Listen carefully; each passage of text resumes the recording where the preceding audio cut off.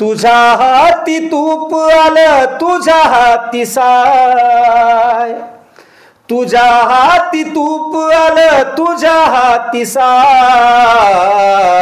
समाजाचं काय रगड्या समाजाचं काय, या समाजाचं काय रगड्या समाजाचं काय. तुझ्या हाती आहे गड्या समाजाची नाडी, राहायला माडी तुला बसायला गाडी. तर नमस्कार मित्रांनो, आज आपण अशा व्यक्तीची मुलाखत लावणार आहोत ज्या व्यक्तीने फुले शाहू आंबेडकर विचारधारेला आत्मसात करून संपूर्ण महाराष्ट्रातच नव्हे तर ऑल इंडियात आपल्या गाण्याच्या माध्यमातून समाज प्रबोधनाचं काम केलेलं आहे. असेच कवी व महाराष्ट्रात गाजलेले भीमगायक माननीय श्री विनोद भाऊ फुलमाळी, आपण आज यांची मुलाखत घेणार आहोत की यांच्या जीवनामध्ये किती संघर्ष होता आणि त्या संघर्षाला यांनी कितपत तोंड देत आपलं जीवन सुखरूप केलं आणि जनसामान्याचं सुद्धा जीवन सुखरूप करण्याच्या मार्गावर आहेत. जय भीम सर. जय भीम. सुरुवातीला तुम्हाला तुमचं अभिनंदन याकरता की आत्ताच आल्या कळलं मला की तुम्हाला समाज चळवळीमध्ये इंटरनॅशनल एक पुरस्कारसुद्धा प्राप्त झालेला आहे आणि तुमच्या कार्याला एक मान मिळाला. त्या हेतूनं तुमचं परत एकदा अभिनंदन करतो आहे. धन्यवाद. आणि सुरुवात आता आपण अशी करणार आहोत की आपण या क्षेत्रात यायच्या अगोदर म्हणजे भीम गाण्याच्या क्षेत्रात यायच्या अगोदर आपलं काही व्यक्तिमत्व जे होतं, सुरुवातीचा जो अल्पसा परिचय होता तो आमच्या व्ह्युअर्सला द्यावा आपण. नाव जय भीम सर्वांना. मी विनोद फुलमाळी. मी वयाच्या 12व्या वर्षापासून हा माझा विषय वयाच्या 12व्या वर्षापासून सुरू झाला. माझं गाव बोरगाव मादनी हे गाव आहे, यवतमाळपासून 12 किलोमीटर अंतरावर आहे. तिथे मी 12 वर्षाचा असताना गावामध्ये जे भजनी मंडळ होतं तिथून माझी सुरुवात झाली गाण्याची. आणि त्या भजनी मंडळात गात असताना मग त्यावेळेला माध्यम मनोरंजनाचे माध्यम कोणतेच नव्हते. गावामध्ये रात्रभर भजन राहायचं आणि ते माझं वय 12 वर्षाचं होतं. ते भजनी मंडळाच्या माध्यमातून मी गावोगाव त्यावेळेला भजनी मंडळाच्या माध्यमातून जात होतो. बाबासाहेबाचे गाणे, बुद्धगीत असो, फुले शाहू आंबेडकरांची चळवळ असो, त्या गाण्याच्या माध्यमातून पेरण्याचं काम मी केलं आणि तिथून सुरुवात माझी झाली. मग आपण ज्यावेळेस या क्षेत्रात आलात तर तुम्हाला इथं सगळ्यात चांगलं सहकार्य कोणी केलं? म्हणजे तुम्ही बा यातच यावं आणि समाजाचं एक चळवळ उभी झालेली आहे त्यात तुम्ही सहभागी व्हावं. बरोबर. तर या संदर्भानं मी असं म्हणेल की प्रत्येक माणसाला एक मार्गदर्शक आवश्यक असतो आणि तो जर योग्य मार्गदर्शक मिळाला ना तर माणसाची प्रगती होत जाते. 100%. आणि जर तो योग्य मार्गदर्शक जर नाही मिळाला तर माणसाची अधोगती व्हायला वेळ लागत नाही. बरोबर. मी सुरुवातीला जेव्हा मला गाणं तर पूर्वीपासूनचा माझा विषय होता. मी यवतमाळात आल्याच्या नंतर मग बरेचसे काही संकट आली, बरेचसे काही विवंचना होत्या माझ्या आयुष्यामध्ये, बरेचसे काही प्रॉब्लेम होते आणि त्या संदर्भाने जेव्हा मी कारण माझा विषय गाणं एक गाणंच होतं लहानपणापासून. गाण्यापासून मी दूर राहू शकत नव्हतो.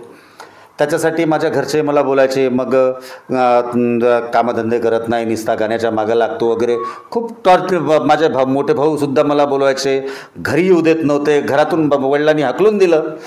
हे सगळं करत असताना मी यवतमाळात आलो आणि यवतमाळात आल्याच्या नंतर माझी ओळख, मी ज्यांना पहिला गुरु म्हणतो, माझी ओळख अख्तर अहमद नांदेडवी नावाचे एक शायर होते. आणि त्यांनी खूप मोठे शायर होते, खूप मोठे गायक होते. आजही आनंद शिंदे यांनी त्यांचं गाणं गायलेलं आहे, एक ऐसा दिन आया भारतवासी हो, जग में अंधेरा छाया भारतवासी हो. एकदा असंच अचानक नगरभवनमध्ये एक फिल्मी गीत गायन स्पर्धा होती आणि त्या गायन स्पर्धेमध्ये काहीतरी गाणं म्हणायचं म्हणून मी एक मोहम्मद रफीचं एक गाणं चूज केलं. ते गाणं होतं साज हो तुम आवाज हूँ मैं, तुम वीणा हो मैं हुतार. हे गाणं मी गायलं आणि गायल्याच्या नंतर तो कार्यक्रम ऐकायला ते अख्तर काका तिथे होते. आणि अख्तर काकाने ते त्यावेळेला उर्दूचे तलफुस माहीत नाही, तलफुस म्हणजे उच्चार, उर्दूचे उच्चार काही माहीत नव्हते, अवगत नव्हते. उर्दूचे म्हणजे जे उच्चार होते ते त्या पद्धतीने होत नव्हते. मी तिथे गाणं साज हो तुम आवाज हो मैं, पब्लिकमधून एक तो माणूस उभा झाला आणि तुला तलफुस आते नहीं, उच्चार अगर सही तरीके से नहीं आते, उर्दू के तलफुस नहीं आते तो बिल्कुल काय के लिए गा रहा है तू. मला तिथून दरडावलं, त्यांनी रागावलं. मला वाईट नाही वाटलं. मी त्यांच्यानंतर मग मी कार्यक्रम गाणं झाल्याच्या नंतर मी थोडंसं दुःख झालं, मला नर्वस झालं. पण नंतर मी त्यांना जाऊन भेटलो आणि त्यांना म्हटलो की मला उर्दूचे तलफुस शिकायचे आहे, मला उर्दू शिकायची आहे. मला त्यांनी मग मला शिव्या देऊ देऊ बोलू बोलू मला उर्दूचं एक एक तलफुस असे शिकवले. आणि त्यांनी माझी सुरुवात पहिल्यांदा उर्दू गाण्यामधून झाली आणि मी उर्दू कव्वालीचे प्रोग्राम सुरू केले. तर सर मी जसं आता तुम्ही उर्दू सांगत आहात तर मी तुमच्याकडे आणखी एक प्रश्न घेऊन येतो आहे की मग आपलं शिक्षण किती झालं? हां, माझं मी जेव्हा यवतमाळात आलो त्यावेळेला मी 10वी फेलच, 2 पेपर मी दिलेच नव्हते 10वीचे. गाण्यामुळं माझं शिक्षणसुद्धा राहिलं होतं. आणि ते झाल्याच्यानंतर मी आता त्याच्यानंतर BA वगैरे केलं. BA वगैरे आता माझं कंप्लीट झालं. आणि त्यावेळेला मग काकाचं सांगायचं म्हटलं, अख्तर अहमद नांदेडवी यांचं सांगायचं म्हटल्यास त्यांनी मला पहिला प्रोग्राम दिला. एक मोहरमचा प्रोग्राम होता दारवा इथे. त्यांनी मला कार्यक्रम दिला उर्दूचा, उर्दू कव्वालीचे उर्सचे प्रोग्राम मी करायचो. त्याच्यानंतर मग तो प्रोग्राम एवढा सक्सेस झाला की त्यावेळेला माझं जे कार्यक्रमाची जी बिदागी होती, कार्यक्रमाचा जो बिडा होता ते 700 रुपयात मी तो कार्यक्रम घेतला होता त्यावेळेला मोहरमचा दारव्याला. आणि ज्यावेळेला मला तिथून मग एक मोहरमचा प्रोग्राम असल्याच्यानंतर तिथं कसं होतं की तिथे ते सवारी येते.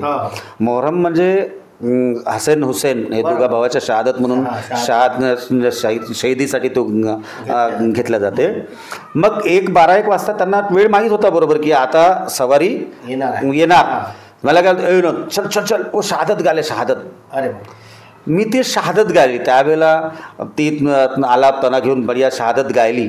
आणि शहादत गायली तर त्या दारव्या या लोकांनी एवढं मला कौतुक केलं की त्यावेळेला 1 रुपयाच्या 2 रुपयाच्या नोटा 5 रुपयाच्या नोटा अशा चालायच्या. त्यावेळेला कुठे 100-50ची नोट म्हणजे खूप मोठी गोष्ट होती. 1 रुपयाच्या 2 रुपयाच्या नोटा असं मी बसलो, मांडी घालून बसलो तर पूर्ण इथपर्यंत कमरेपर्यंत त्या नोटांनी असं भरलो होतो. म्हणजे जेव्हा आम्ही ते पैसे मोजले त्यावेळेला ते 7,500 रुपये मला त्यावेळेला त्या एका शहादतवर आले. आणि तिथून माझी सुरुवात झाली खऱ्या अर्थाने. मग तिथून प्रवास, मग उर्दूचे प्रोग्राम करत असताना बेंगलोरला एक आमच्या इथनं काही हे होतं आमच्या क्षेत्रामध्ये.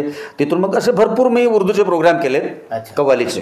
म्हणजे खऱ्या अर्थाने समजा तुमचे जे कवी होते, जे उर्दू शायर होते, त्यांनी तुम्हाला हा ब्रेक दिला. आणि जसं आता तुम्ही म्हणालात की शहादत, तो जसं आमच्या लोकांना, बऱ्याच लोकांना उर्दू समजत नाही आणि उर्दू काय हे आम्हालाही कळत नाही. तर शहादत म्हणजे त्याचा थोडा एक प्रकार असा गाऊन दाखवला तर? तर शहादत ही एक शहीदी म्हणते त्याला. शहीदी म्हणजे शहीदांसाठी गाणं असतं ते. कसं असते थोडं ते तिथं मी गायलेलं गाणं होतं. ते एक चित्रपटाची चाल होती, किसी राह पर किसी मोड पर या चालीवर ते गाणं होतं. ते शहादत अशी होती. मला पूर्ण नाही आठवणार आता ते, कारण आता सोडून त्याला जवळपास 30 वर्ष झाले. वो अली के दिल का सुरूर था, वो अली के दिल का सुरूर था, वो तो दास्ते बिनते हुजूर था, वो हुसैन था, वो हुसैन था, वो हुसैन था, वो हुसैन था. ही शहादत होती. क्या बात आहे, क्या बात आहे. खूप सुंदर असं, म्हणजे आम्ही हे पहिल्यांदा ऐकलं असेल पण तुमच्या तोंडातून आणखी गोड वाटत आहे, अगदी साखर पडल्यासारखं वाटत आहे. आणि नंतर मग तुम्ही भीमगीताकडे वळलात. मग भीमगीतामध्ये आपल्याला कुठले भीम कवी भेटलात? माझं भीमगीताचं मग मी उर्दूचे प्रोग्राम झाल्याच्या नंतर अख्तर अहमद नांदेडवी यांची निधन झालं. त्यांना कॅन्सर झाला होता. त्यांना अन्ननलिकेचा कॅन्सर होता. मग ते गेल्याच्यानंतर मी पोरका झालो. मग कार्यक्रम नाही, नवीन उर्दूचे काही गाणे नाही, बाकीच्या दुसऱ्या शायरशी काही मी कधीच त्यांच्याशी कारण कन्सल्ट नाही, तर कॉन्टॅक्ट नाही. मग कारण या क्षेत्रामध्ये तुमच्याकडे तुम्ही एक गाणं घेऊन, 2 गाणे घेऊन, 3 गाणे घेऊन एकच गाणं वेळोवेळी नाही गाऊ शकत. याच्यामध्ये वारंवार तुम्ही एकच गाणं नाही रिपीट करू शकत. याच्यामध्ये नवनवीन राहते कारण कारण याच्यामध्ये कॉम्पिटिशन आहे. तर हे सगळं करत असताना मग मी ज्या समाजामध्ये वाढलो, जिथून माझी सुरुवात झाली, फुले शाहू आंबेडकर तर विचारधारा जी ही तरी मनात होती ते तर विसरूच शकत नाही. कारण आज आमचा मुक्तिदाता, सर्व समाजाचा मुक्तिदाता जर कोणी असेल तर ते डॉक्टर बाबासाहेब आंबेडकर. मग मला कुठंतरी असं वाटलं की आपण हे काय करतोय. ज्या समाजात आपण जन्माला आलो त्या समाजाचं एक देणं म्हणून आपण उर्दू गातोय. म्हणून माझ्या डोक्यात असं झालं तर मला एक दिवस मला एकदम असा विचार आला. त्या दिवशी रात्रभर मला झोप नाही आली. दुसऱ्या दिवसपासून मी उर्दू प्रोग्राम करणं बंद केले आणि मी डॉक्टर बाबासाहेब आंबेडकरांच्या चळवळीसाठी समर्पित झालो. आणि त्या दिवसापासून या गोष्टीला जवळपास 27 वर्ष झालेत. मी 3-4 वर्ष तर मी उर्दूच गायली. तेव्हापासून जे बाबासाहेब आंबेडकरांची चळवळीच्या संदर्भानं जे गाणं सुरू केलं ते आत्तापर्यंत आंबेडकरी चळवळीला पोषक असणारच गाणं गातो. याच्यामध्ये अनेक असे प्रलोभनही आलेत, अनेक अशा गोष्टी आल्यात. सगळं आल्याच्या नंतरसुद्धा मी त्याकडे वळलो नाही. त्यांना नकार दिला. मी बाबासाहेब आंबेडकरांच्या विषयी, बाबासाहेब फुले शाहू आंबेडकर यांच्या गाण्याच्या विषयी दुसरं गाणं आतापर्यंतही कोणतं गायलं नाही. आणि आज तुम्ही त्या गाण्यांना घेऊन, त्या विचारधारेला धरून आज तुम्ही सक्सेस म्हणून समोर आहात. कारण महाराष्ट्रात तुमचे भरपूर गीतं जे टी सिरीज कंपनीच्या वतीने लॉन्च झालेले आहेत आणि ते आज महाराष्ट्रामध्ये बऱ्याच लोकांच्या तोंडी येतात. आणि मला असं वाटतं 1-2 गाणं तुमचं व्हायरलसुद्धा आहे. तर ते गाणं जसं तुम्ही सांगू शकाल तर? माझं एक गाणं, ज्या गाण्यानं माझं नाव झालं, 2 गाणे आहेत. टी सिरीजला माझं जेव्हा अल्बम आलं, माझं पहिलं अल्बम जेव्हा नाही, दुसऱ्या अल्बमला माझं जे गाणं आलं, पहिलं अल्बम तर चाललंच, त्याच्यात तुझीच कमाई म्हणून हे गाणं होतं वामनदादा कर्डक यांचं. दुसरं अल्बम जे आलं ते समाजाचं काय रगड्या समाजाचं काय, त्याचं जे टायटल सॉन्ग होतं ते माझं खूप चाललं. आणि त्याच्यानंतर तुझ्या पाऊल खुना भीमराया हे गाणं जे आहे ते खूप चाललं आणि त्याच्यामुळंच माझं संपूर्ण महाराष्ट्रभर नाव झालं. अच्छा, त्याच्यात ते जसं तुझं काय रगड्या ते गाणं. ओके. तुझ्या हाती तूप आलं, तुझ्या हाती साय, तुझ्या हाती तूप आलं, तुझ्या हाती साय. समाजाचं काय रगड्या समाजाचं काय, या समाजाचं काय रगड्या समाजाचं काय. तुझ्या हाती आहे गळ्या समाजाची नाडी, राहायला माडी तुला बसायला गाडी. सांग तुझा धंदासा आहे तरी काय, सांग तुझा धंदासा आहे तरी काय. समाजाचं काय रगड्या समाजाचं काय, समाजाचं काय रगड्या समाजाचं काय. हे वामनदादा कर्डक यांचं गाणं आहे. अच्छा. आणि तुम्हाला या गाण्यातून ब्रेक मिळाला. बरोबर. आणि जसं वामनदादा कर्डक जे आहेत ते तर खूप असा वरिष्ठ कविवर्य आहेत आणि त्यांच्यापर्यंत तुम्ही कसा पोहोचलात? त्यांच्यापर्यंत मी नाही पोचलो. त्यांची गाणी माझ्याकडे आली होती आणि या कव्वाली क्षेत्रातले माझे गाण्याच्या संदर्भातले माझे जे गुरुजी आहेत, आदरणीय महाराष्ट्राचे नाही भारतामध्ये ज्यांचं नाव अजरामर आहे, त्यांचे गीतंसुद्धा अजरामर आहेत. आज त्यांचे गाणे म्हटलं तर वो बात करो पैदा तुम अपनी जुबानों में, ज्यांचं ते गाणं आहे, त्यांचं गाणं आज असं एक व्यक्ती नाही का त्यांच्या ओठावर ते गाणं नाही. ते माझे गुरुवारी आदरणीय प्रकाशनाथजी पाटणकर यांच्या माध्यमातून मी गाणं शिकण्यासाठी सुरुवात केली आणि आताही त्यांच्याकडेच गाणं शिकतो आहे. हां. आणि आजही कारण मला गुरु खूप चांगले भेटले. एक खूप अतिशय आनंदाची गोष्ट असते की ते गुरु मार्गदर्शक योग्य मिळणं, मी मगाशी म्हणल्याप्रमाणे. आणि आदरणीय प्रकाशनाथ पाटणकर यांच्याबद्दल काय बोलावं, त्यांच्या नखाची बरोबरी मी करू शकत नाही आणि त्यांच्या तळपायाची सर मला येऊ शकत नाही गाण्यामध्ये. माझी जिंदगी जरी पूर्ण कुर्बान केली ना तरी ती त्यांच्यासारखं नाही गाऊ शकत आणि त्यांच्या जवळ नाही पोहोचू शकत. एवढं चांगलं गाणं त्यांचं आहे.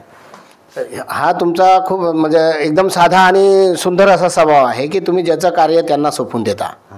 की नाही तर बरेच कलावंत आहेत किंवा मी म्हणजे एक गाणं माझं व्हायरल झालं तर आता मी आहे तर मीच आहे, हो, म्हणजे मग कोणाला ते समजतच नाही काही किंवा मैं हो तो मैं हो. पण तुम्ही तसं नाही, तुमचा एकदम साधा सरळ सिद्धा स्वभाव आहे आणि तुम्ही लोकांना तुमच्यावर जे उपकार केले त्यांना कधी विसरला नाहीत. हे तुमचं खूप अभिमानाची गोष्ट आहे आणि कदाचित बाबासाहेबांनी सुद्धा ह्याच गोष्टी आपल्याला शिकवल्या असतील ना. यानंतर आता तुमचं आणखी कुठला एक अल्बम येणार आहे? अल्बम तर तसे बरेचसे झाले माझे, जवळपास आतापर्यंत बरेचसे अल्बम आलेत. टी सिरीजला आलेत, कृणालला आलेत, फाउंटनला आलेत, सुमितला आलेत. म्हणजे हां, असे बरेचसे अल्बम आलेत. आणि आताही जिथं मी कधीच माझं काय यूट्यूब चॅनल नाही, म्हणजे आता ज्या पद्धतीनं जे कोणी लाईव्ह प्रोग्राम असतं ते लाईव्ह प्रोग्राम रेकॉर्ड करतात आणि ते टाकतात. मलासुद्धा माहीत नसतं की कोणतं गाणं माझं कधी येणार आहे. ते टाकलं तेव्हाच मला माहीत पडते की त्यांनी ते गाणं टाकलं म्हणून. आता आपण थोडा आपला विषय सोडून थोडा वेगळ्या याच्यावर जाऊ. कसं आपण एक तर बुद्धिस्ट आहोत, ठीक आहे ना, आणि आपला इतिहास जर पाहिला तर आपला खूप असा खूप म्हणजे बेकार इतिहास आहे आपला. आणि जो आजही समजा समाजात कुठं पाहावास मिळतो, जसं छूत अछूतवाला आयटम आहे. तर तुम्ही ज्यावेळेस हे गाणे करत होतात तर मुंबईला गेलात, तर मुंबईमध्ये तुमच्यासोबत असा कधी खालीवर असा उचपणा नीचपणा आला का? म्हणजे तुमच्यासोबत तसा व्यवहार झाला का? नाही, तसं म्हणता येणार नाही, तसं म्हणता येणार. कारण कसं झालं माहीत आहे का, की मी कधीच स्वतःहून कोणत्याच कंपनीकडे गेलो नाही. अच्छा, कंपनी स्वतः? मी स्वतः कोणाच कंपनीकडे गेलो नाही की माझं अल्बम तुम्ही रिलीज करा वगैरे, असं कधीच केलं नाही. एका याला काय झालं की माझं टी सिरीजला अल्बम व्हायचं म्हणजे टी सिरीजचे जे काही कार्यकर्ते आहेत, टी सिरीजमध्ये तिथे जे काम करणारे लोक आहेत, जसे एक प्रतीक गायकवाड आहे, प्रज्योत माने म्हणून आहे मुंबईला, या लोकांनी, प्रतीक गायकवाड यांनी माझं गाणं ऐकलं होतं. तेव्हा तो तिथेच व्हिडिओच्या संदर्भात एडिटर म्हणून तिथे काम करत होते, हां, टी सिरीजला.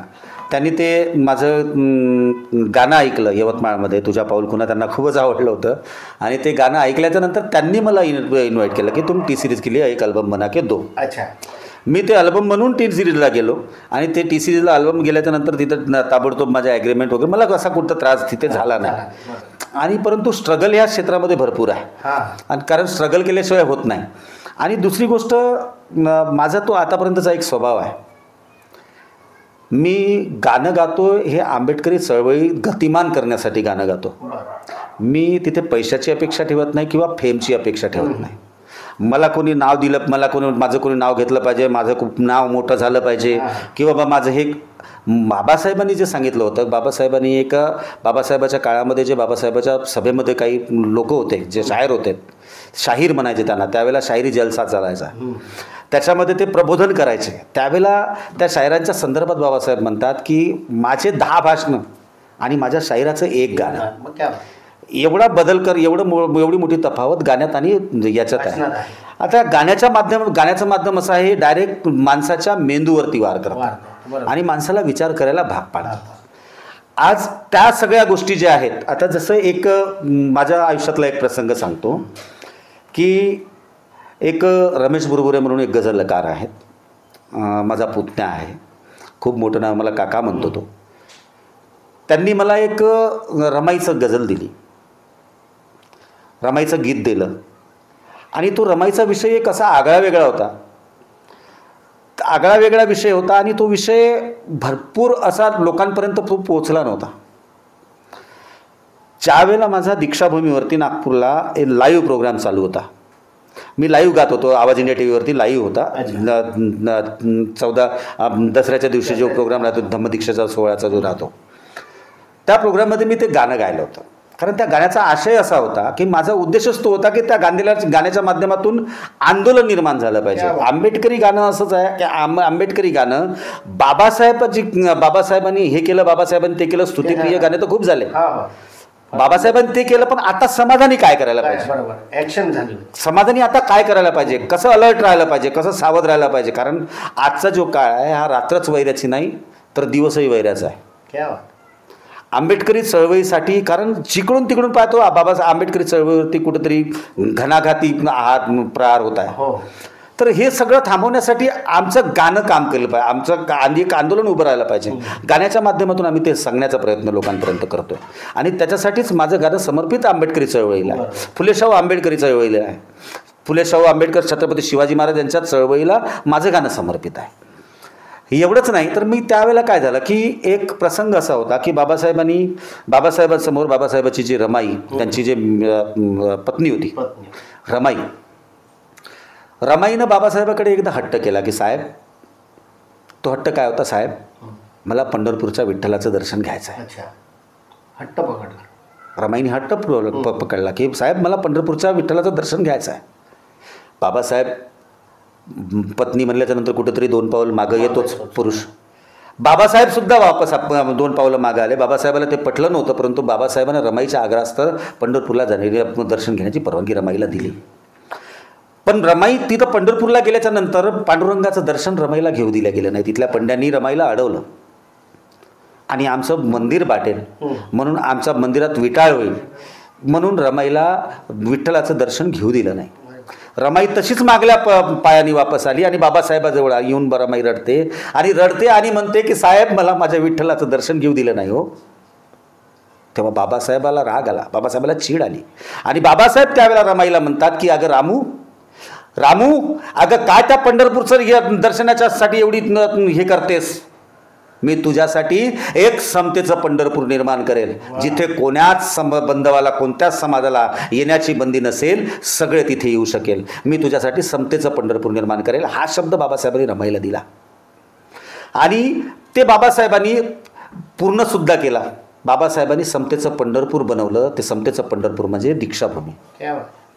आणि ते दीक्षाभूमीला बाबासाहेबांनी दीक्षा दिली, ते समतेचं पंढरपूर बनवलं. परंतु हे रमाईला आस होती की साहेबांनी मला शब्द दिला आहे, समतेचं पंढरपूर बनवीन, मी त्या सोहळ्यात जाईल, मी त्या पंढरपुरात जाईल, तिथे भेट घेईल, मी ते थांबील, साहेबासोबत राहील. परंतु दुर्दैव असं झालं की रमाईचं आधीच निधन झालं. रमाई ते पाहू शकल्या नाही. परंतु बाबासाहेबांनी रमाईला दिलेला शब्द पाळला आणि बाबासाहेबांनी ते पंढरपूर निर्माण केलं. त्यावेळेला बाबासाहेबांनी दिलेला शब्द होता, रमाईची आस होती तिथं येईल म्हणून. परंतु ज्या वेळेला रमाईसाठी बाबासाहेबांनी ते समतेचं पंढरपूर निर्माण केलं, असं आपण एक वेळ थोडंसं म्हणू, त्या पंढरपुरामध्ये, त्या दीक्षाभूमीवरती मला रमाईचा साधा फोटोही दिसला नाही. म्हणून माझी कन्सेप्ट अशी होती, माझा विषय असा होता की त्या दीक्षाभूमीवरती रमाईचं काहीतरी असायला पाहिजे, जिच्यासाठी बाबासाहेबांनी तयार केलं. तिथं साधा फोटोही नाही आणि हे नमूद आहे. हे नमूद आहे, तिथे काहीच नाही. म्हणून मी एक त्या रमेश गुरबे या कवींनी ते गाणं लिहिलं होतं. ते गाणं असं होतं, आसपुरतीसाठी रमाच्या भूमिका घ्या कुणी, तिच्या विना वाटे मजला सुनी दीक्षा भूमी. वर्षामागे वर्ष गेली उपेक्षित राहिली, साहेबाच्या हृदयामधली पंढरी ना पाहिली. गती धम्म चक्राची त्या द्याना दाखवूनी, तिच्या विना वाटे मजला सुनी दीक्षा भूमी. हे जसं गाणं झालं तर तिथले काही ते लाईव्ह होतं आवाज इंडिया टीव्हीवरती. तिथे जे गाणं ऐकत होते तर त्या लाईनमध्ये जे बिलकुल खूप गर्दी असते तिथे, त्या लाईनमधून 20-25 लोक माझ्या जवळ आले आणि त्यांनी मला धन्यवाद मानले. त्यांनी सांगितलं की फुलमाई साहेब तुमचे आभार मानतो की खरंच आहे, तुम्ही जे बोलले ते अगदी बरोबर आहे. आम्ही आता आमचा लढा यानंतर दीक्षाभूमीवर रमाईचा एखादी पुतळा उभा करण्यासाठी किंवा एखादी छोटं स्मारक बनवण्यासाठी आम्ही या संदर्भाने यापुढे लढा देऊ. आणि ते लढा देत असताना त्यांनी निवेदनं दिले, सगळे दिले. आणि आज मागच्या वर्षी त्या पेपरला एक न्यूज आली, त्याच्यामध्ये मला खूप बरं वाटलं. आनंद झाला. त्यावेळेला त्या रमाईचा पुतळा त्या दीक्षाभूमीवर उभा होतोय आणि त्यावेळेला त्या दीक्षाभूमीच्या स्मारक समितीने अशी घोषणा केली की या दीक्षाभूमीवरती रमाईचा पुतळा उभारण्यात येईल. त्यांच्या आंदोलनाला गती आली, त्यांच्या आंदोलनाचा विजय झाला. आणि त्याच्यानंतर काही लोकांचे मला फोनही आलेत की साहेब हे तुम्ही जे विषय आमच्या डोक्यात टाकला आणि त्याच्यानंतर त्या माध्यमातून आम्ही तो आंदोलन केलं आणि आंदोलन करून तो विषय आम्ही मार्गी लावला. म्हणजे म्हणायचा उद्देश असा आहे की गाणं जे आहे ते डायरेक्ट डोक्यावर मेंदूवरच वार करतं आणि तो तुमच्या गाण्यातून आणि त्या लिखाणातून आपल्या भीमसैनिकांच्या डोक्यात वर वार झाला आणि ते आज ते कार्य पूर्ण झालं. अच्छा, मला आणखी एक म्हणायचं होतं की आपण मधात एक भीमसैनिकाचा काहीतरी एक सुरुवात होती आपली कशाची, तर ते भीमसैनिकच होतं ना, त्याचं काहीतरी जिल्हाध्यक्षपद वगैरे आपल्याकडे होतं. हो, मी आता तिथे विदर्भ प्रदेशाध्यक्ष म्हणून काम सांभाळतो. भीम टायगर सेना एक सामाजिक संघटना आहे, या संघटनेचा विदर्भ प्रदेशाध्यक्ष म्हणून काम सांभाळतो. आणि यातही तुम्ही समजा समाज प्रबोधनाचंच काम करताय ना, समाज चळवळच आहे ना. समाजाच्या शेवटच्या घटकावरती जे काही अन्याय अत्याचार होते त्याच्या अन्यायाला वाचा फोडण्यासाठी आम्ही काम करतो, भीम टायगर सेना म्हणजे. आणि आता तुमचं फेसबुक लाईव्ह वगैरे पाहिलं होतं मी, जसं तुम्ही मुंबईला ते राजू भाऊ आपले बागुल यांची प्रकृती पाहण्यासाठी गेलात. तर ते एक आपले महाराष्ट्राचे चांगले गायक कवी आहेत, त्यांच्या संदर्भात आपण काय बोलू शकतो? माझे मित्र आहेत ते राजू बागुल म्हणून. ते राजू बागुल म्हणजे एक आंबेडकरी चळवळीतले खूप चांगले गायक आहेत आणि चांगलं व्यक्तिमत्व आहे, खूप सुंदर गातात ते. त्यांना भेटायसाठी गेलो होतो. त्यावेळेला त्यांची प्रकृती, कारण आमचे कलाकार आहे, आमचे भाऊबंद म्हणजे सगळे कलावंत मंडळी आहे. त्यावेळेला थोडंसं तिथं गेल्याच्यानंतर मी त्यांची भेट घेतली आणि त्यांना सांगितलं की बाबा तुम्ही लवकरात लवकर कार्यक्रम चालू करा. त्यांना पॅरालिसिसचा अटॅक आला होता. ते पॅरालिसिसमुळे त्यांचा आवाज वगैरे सगळं गेलं होतं. आता तो आला परत. तर खूप खूप आनंद आणि खूप सुंदर अशी मुलाखत झालेली आहे आपली. आणि मित्रांनो, जर आपल्याला ही विनोद भाऊ फुलमाळीची मुलाखत आवडली असेल तर आपण चॅनलला सबस्क्राईब आणि शेअर करावी.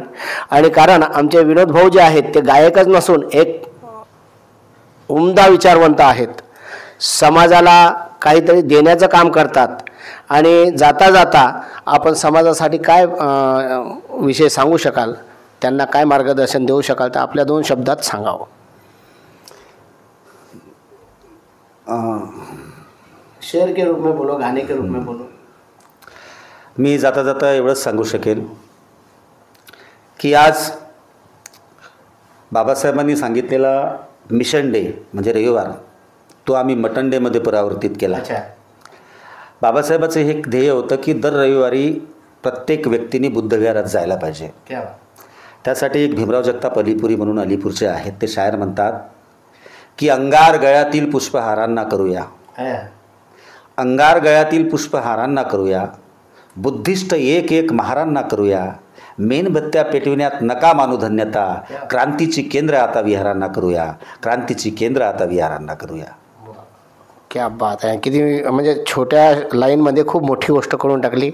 आणि मित्रांनो, ही मुलाखत आपण इथं संपवत आहोत. आमच्या विनोद भाऊने आम्हाला वेळ दिला, त्याकरता विनोद भाऊ तुमचे आभार. आणि ही मुलाखत इथं आपण समाप्त करणार आहोत. तर आमच्या चॅनलला आपण सांगावं की सबस्क्राईब करा आणि शेअर करा. म्हणून सर्व माझे जे काही चाहता वर्ग असेल, माझे जे काही बांधव असेल, माझे जे काही मित्र असेल, हे आमचे अतिशय जिव्हाळ्याचे मित्र आहेत. जवळपास आमचे संबंध जवळपास 25 ते 30 वर्षापासूनचे संबंध, 30 वर्षापासूनचे संबंध आहेत. यांनी माझं लहानपण पाहिलं, माझं सगळा एकदम स्ट्रगलचा जो काळ होता तो सुद्धा त्यांनी मला पाहिलेला आहे. आणि अतिशय खूप चांगलं काम ते करत आहेत की या संदर्भामध्ये संगीत क्षेत्रातील असलेले काही व्यक्ती यांच्या संदर्भात ते त्यांच्या जवळ जाऊन त्यांच्या मुलाखती घेऊन त्यांना लोकांपर्यंत पोहोचवण्याचं काम करत आहेत. या त्यांच्या मोलाच्या कार्यामध्ये आपण सुद्धा एक खारुताईचा वाटा घेऊन त्यांना सहकार्य करावं, त्यांच्या चॅनलला सबस्क्राईब करावं, त्यांना लाईक करावं, शेअर करावं, ही सर्व माझ्या बांधवांना, माझ्या चाहत्यांना विनंती करतो. धन्यवाद. जय भीम.